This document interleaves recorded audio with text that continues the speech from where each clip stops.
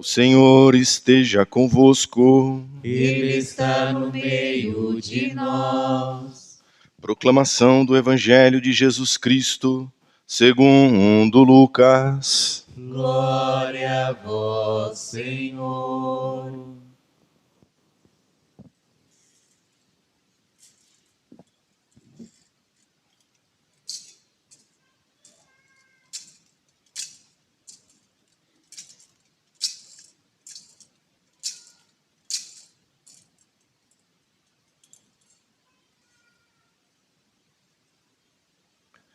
Naquele tempo, os chefes zombavam de Jesus, dizendo: a outros ele salvou, salve-se a si mesmo, se de fato é o Cristo de Deus, o escolhido.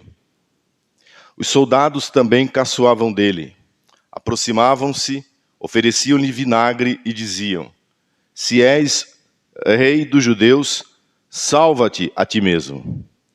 Acima dele havia um letreiro: este é o rei dos judeus. Um dos malfeitores, crucificados, o insultava dizendo: tu não és o Cristo? Salva-te a ti mesmo e a nós. Mas o outro o repreendeu dizendo: nem sequer temes a Deus, tu que sofres a mesma condenação? Para nós é justo, porque estamos recebendo o que merecemos. Mas ele não fez nada de mal. E acrescentou: Jesus, lembra-te de mim quando entrares no teu reinado. Jesus lhe respondeu: em verdade eu te digo, ainda hoje estarás comigo no paraíso.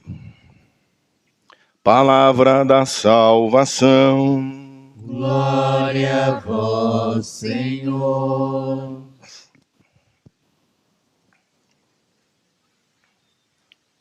Que a palavra do Evangelho perdoe os nossos pecados. Amém. Amém. Irmãos e irmãs, nós encerramos com esta missa de Cristo Rei do Universo o ano litúrgico, que esse ano, o ano C, nós podemos acompanhar todo o Evangelho segundo São Lucas. Semana que vem já iniciamos o tempo do Advento, a preparação para o Santo Natal, um novo ano litúrgico. E a igreja sempre termina o ano litúrgico com esta solenidade de Cristo, Rei do Universo. Uma solenidade recente, porque foi criada há exatamente 100 anos atrás, em 1925, pelo Papa Pio XI. E o desejo do Papa, na época, era consagrar a humanidade ao único poder, ao único soberano que pode existir sobre a nossa vida, sobre a vida de nossas famílias, sobre as nações da terra.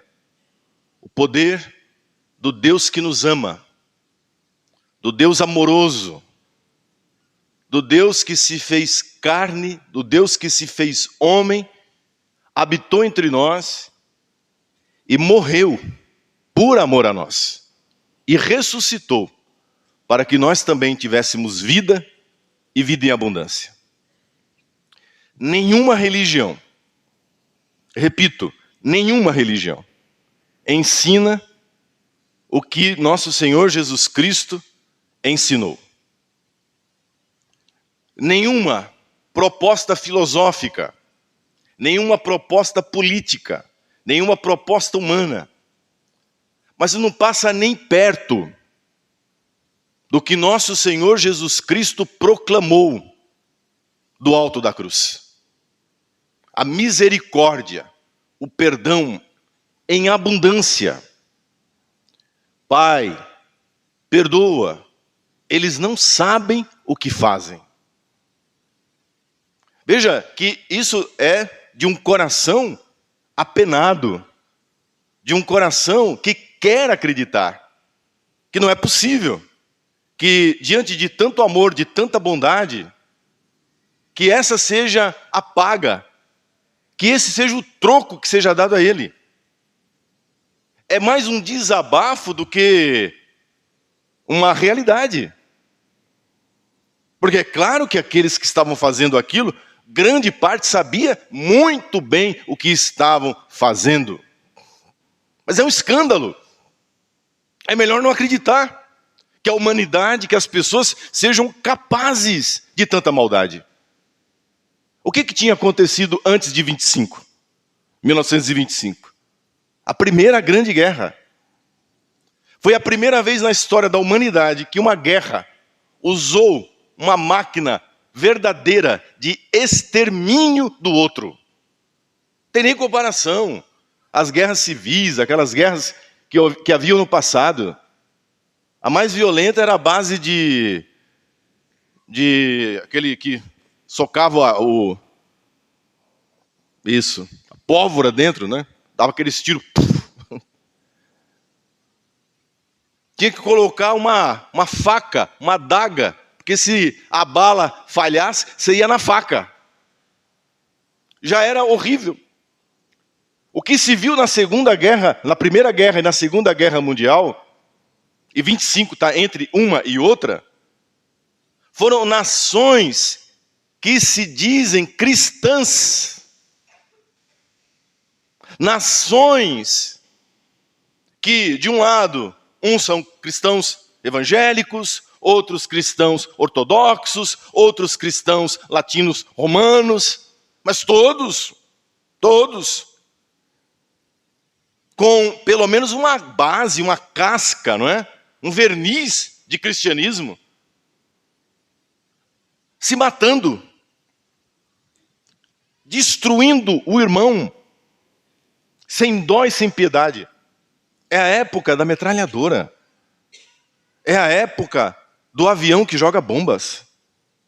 É a guerra do gás mostarda. Guerra química. A primeira guerra química é a Primeira Grande Guerra Mundial. Você sabe lá o que é isso? Soldados, são meninos de 18 anos de idade, de 19 anos de idade, que os poderosos colocam no fronte, e de repente vem uma cortina de fumaça, e a pessoa ela não tem a chance de fugir, porque imediatamente ela desmaia, e em seguida ela morre, se retorcendo e vomitando as entranhas com gás mostarda. Uma morte violentíssima. Esses são os cristãos. Esses são os que servem a Deus. Ou os humanistas. Sim, porque sabemos disso, que os poderosos não são cristãos porcaria nenhuma. Essa gente do poder da grana, do poder do dinheiro, do poder da máquina, do Estado, a grande maioria são agnósticos. Se existe Deus, se não existe Deus, não interessa. O que interessa é o meu poder. A maioria, desde o final do século XVIII para cá, dos grandes poderosos, são pessoas que não vivem para Deus, não creem em Deus e não levam em conta que terão que prestar contas diante do amor, da misericórdia de um Deus que nos pede que o poder, que o governo, que a realeza seja de outro tipo. Vocês entendem? O chamado do Papa, a festa, terminar o ano litúrgico, dizendo Jesus é o meu rei, Jesus é o meu Senhor, significa dizer de outra maneira, eu abomino, eu não aceito o poder, a dominação, segundo os critérios dos homens que hoje e sempre estão no poder para pisar nos de baixo, nos fracos, nos oprimidos. E isso começa, meu irmão, não começa com uma transformação política. Isso é uma bobagem. Isso não começa, essa mudança, com uma transformação econômica, com uma transformação social. Porque se fosse isso, Jesus teria sido um agitador político, um agitador social. Jesus teria sido um economista. E contudo, Jesus vai ensinar que essa transformação começa no coração. Começa pelo livre-arbítrio, pelas escolhas certas, pelas opções corretas, por uma transformação que é, do ponto de vista humano, ética. Uma transformação que é a transformação dos valores. Uma transformação que, primeiro e absolutamente, precisa ser interior. Não tem como você lidar com o mundo dos negócios hoje, com o mundo da política hoje, com o mundo da economia, dos negócios hoje, se você não tiver um coração, uma alma, uma mente transformada pelo Evangelho. É disso que se trata. Isso não tem como você obrigar. Santa Mônica rezou durante 30 anos pela conversão de Santo Agostinho. Sabe quando Santo Agostinho se converteu? Quando ele decidiu abrir o coração para Deus. A mãe rezava para que ele abrisse o coração. Porque não tem oração no mundo que mude a cabeça de ninguém, se a pessoa não quer mudar. Isso é uma bobagem. Nós não somos macumbeiros. Nós não somos feiticeiros. Nós não acreditamos em magia. Que eu faço uma coisa aqui, faço outra coisa ali, e a pessoa então muda. Porque tem gente que vem na igreja achando que vai. Eu vou fazer umas rezas lá, e aí a economia vai assim, aí a minha empresa vai assado, aí o meu casamento vai ser... Não existe isso. O que existe é a transformação da nossa mente, do nosso coração. Se teu marido mudar a mente dele, o coração dele, o casamento é abençoado. Se você mudar sua mente, o seu coração, o teu casamento, os teus filhos serão abençoados. A tua empresa será abençoada. Os teus negócios serão abençoados. Compreende? E a cena do Cristo Rei do universo, qual é a cena? É a cena da cruz. Vocês não acham isso aqui incrível? Que a festa de Cristo Rei... Não aparece Jesus com a coroa na cabeça, com umas vestes. Jesus está nu. A tradição diz que com uma tanga, pedaços de pano, para cobrir as partes íntimas. Jesus está escarrado, cuspido, batido, ferido. A coroa dele é uma coroa de espinhos. E aí você tem que se perguntar por que o meu Deus, o nosso Deus, está ali. Esse é o trono. A cruz é o trono. E por que ele está sentado nesse trono? Porque ele pôs a vida dele, Deus pôs a vida dele a seu serviço. Ele mostrou isso na última ceia, quando ele lavou os pés dos discípulos. Se eu que sou vosso mestre e Senhor, lavo os vossos pés, fazei a mesma coisa, conforme eu vos ensinei, conforme eu vos mandei. Esse é o poder é o serviço. O poder é colocar a toalha na cintura, ajoelhar-se e lavar os pés dos outros, colocar a própria vida a serviço do irmão. Se esse fosse o cristianismo, se esse fosse o catolicismo, não haveria Primeira Guerra Mundial, não haveria depois a Segunda Guerra, que foi pior do que a primeira. E nós não estaríamos hoje à mercê da possibilidade de uma guerra de extermínio em massa. Essa sim, a Terceira Guerra, se acontecer, seria e será fatal para a humanidade. O que nós não aprendemos nesses 100 anos, desde 1925? O que nós não aprendemos ainda como humanidade, como sociedade, como igreja? Que isso aqui não é poder. Veste não é poder. Isso é símbolo do serviço.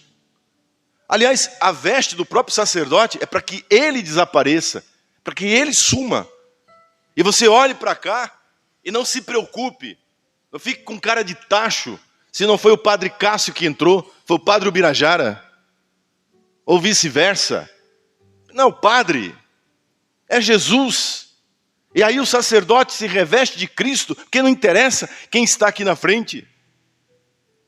Esse homem que está aqui está a serviço de Jesus, a serviço da igreja, a serviço do Evangelho. Não só quando ele está colocado aqui sobre o presbitério, mas em todos os momentos de sua vida. E isso não é fácil? Isso não é simples? Exige suor, muitas vezes lágrimas, renúncia, sacrifício, que é o que as pessoas não querem. Por isso que o poder fascina tanto. Por isso que a manipulação fascina tanto. Uma sociedade de imposição e manipulação, sim ou não? O que é uma sociedade baseada nas redes sociais, na aparência das redes sociais? E agora com o agravante da inteligência artificial, que como sempre pode ser uma bênção, como pode ser uma tragédia.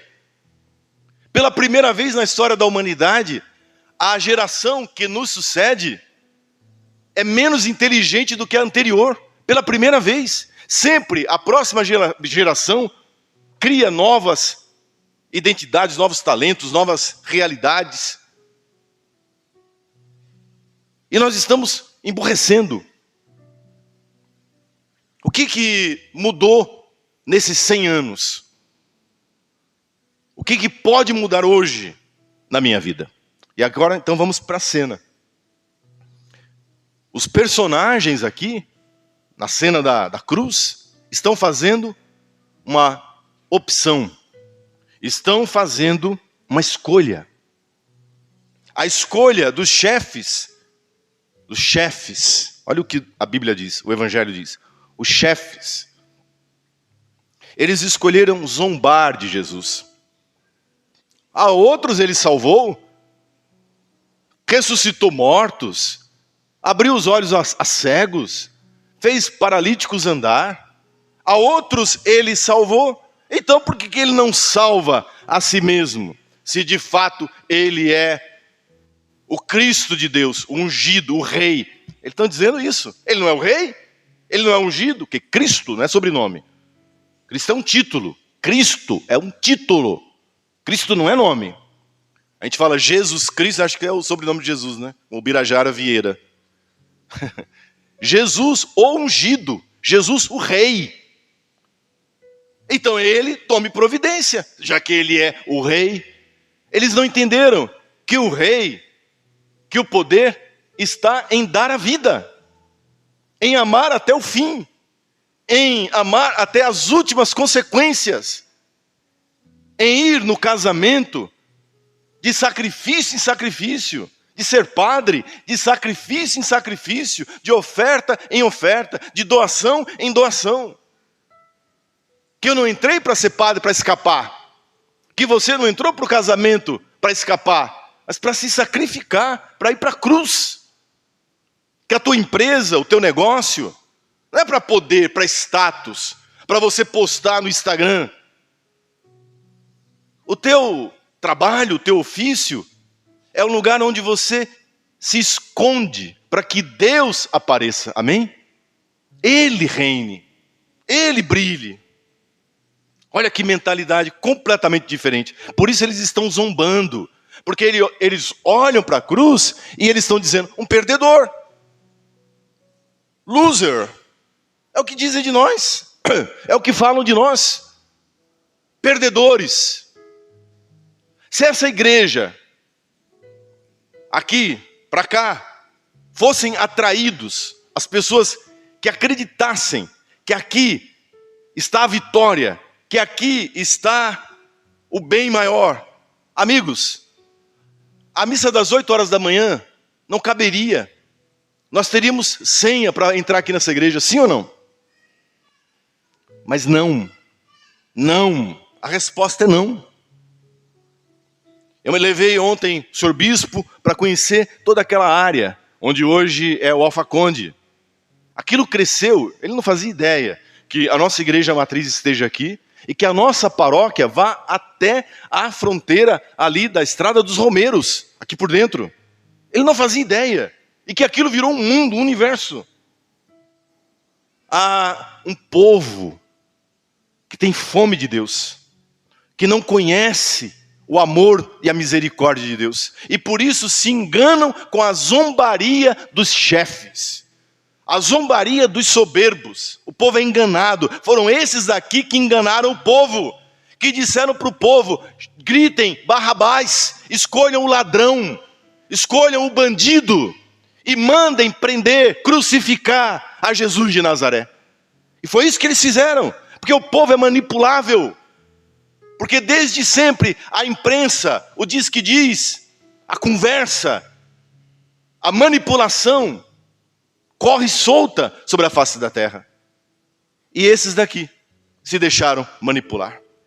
Os soldados também caçoavam, também zombavam.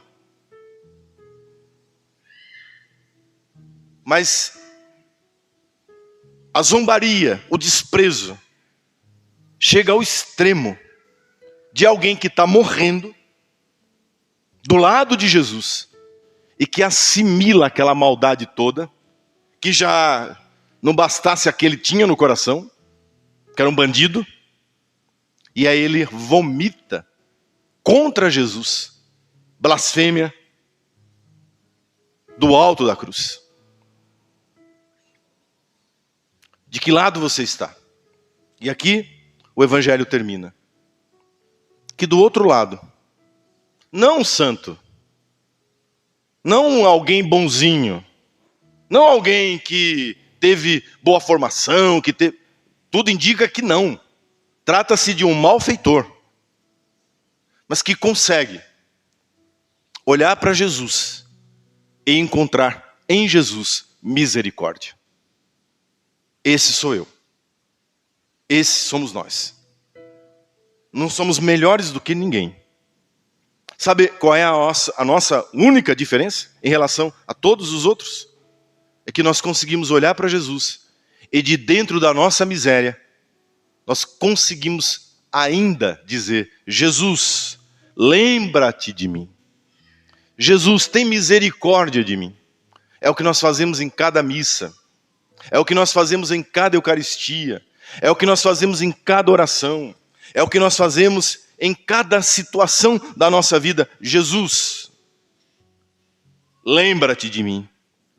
Com os olhos voltados para onde? Para dinheiro? Com os olhos voltados para onde? Se tudo isso vai ficar aqui? Voltados para quê? Para carro novo? Para casa? Veja, ele olha para o céu. E lembra-te de mim. Não para tirar eu daqui. Interessante isso, né? Não para dizer, saia o Senhor. Pô, nós somos bandidos. Foi o que ele disse para o amigo dele. Cara, para com isso.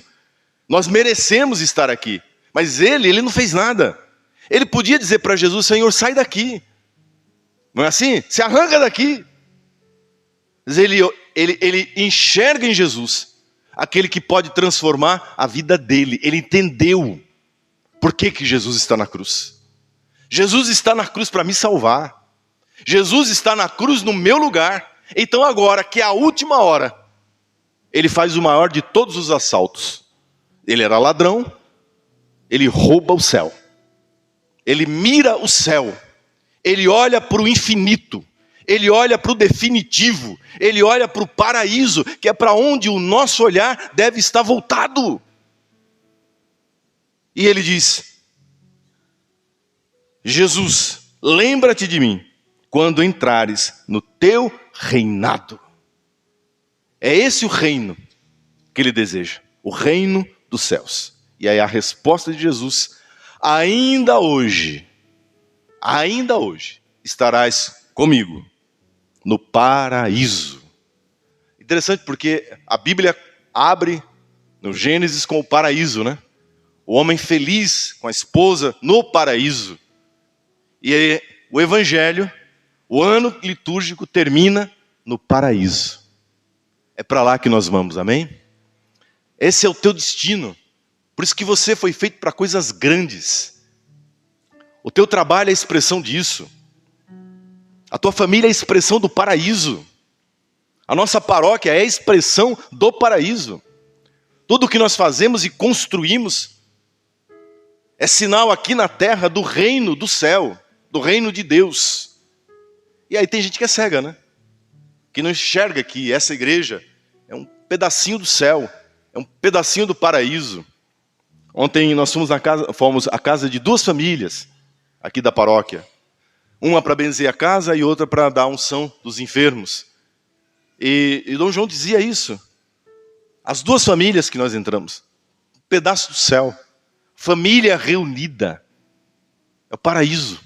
É um pedacinho do paraíso aqui na terra, a gente experimenta, sim ou não? Quando a família está reunida no amor, quando a família está reunida na fé, quando a família põe as diferenças, as divergências de lado, e ali unidos no amor, na sinceridade, se experimenta um pedaço do céu. Quando você entra e põe o seu jaleco de médico, você põe a sua gravata de advogado, você pega o seu giz de professor e você entra para exercer o seu ofício com toda a fé, com todo o amor, é um pedacinho do céu. Só sabe quem ama, só sabe quem serve. Caso contrário, é uma chatice, um peso, um aborrecimento. E isso se transforma em ganância, isso se transforma em opressão. E o oprimido tende a transferir para os outros a opressão. E de oprimido, o cara se torna opressor. De doente, ele passa a adoecer os outros. E é esse mundo envenenado e doente no qual nós vivemos.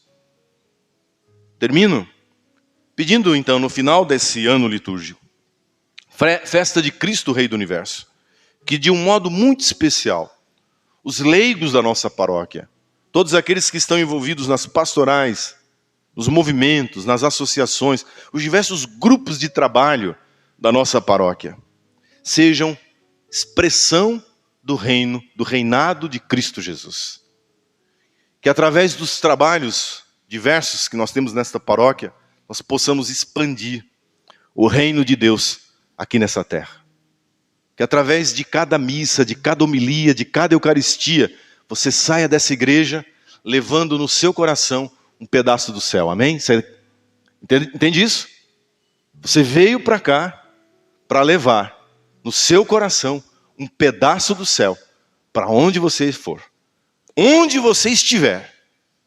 Essa palavra aqui. Em verdade, eu te digo. Ainda hoje, eu não preciso morrer não. Ainda hoje, estarás comigo no paraíso. E você está. Aqui hoje. Você está num pedaço do céu. Que seja assim hoje e para sempre. Amém. Louvado seja nosso Senhor Jesus Cristo. Para sempre seja louvado. Creio em Deus Pai, Todo-Poderoso, Criador do céu e da terra, e em Jesus Cristo, seu único Filho, nosso Senhor, que foi concebido pelo poder do Espírito Santo, nasceu da Virgem Maria, padeceu sob Pôncio Pilatos,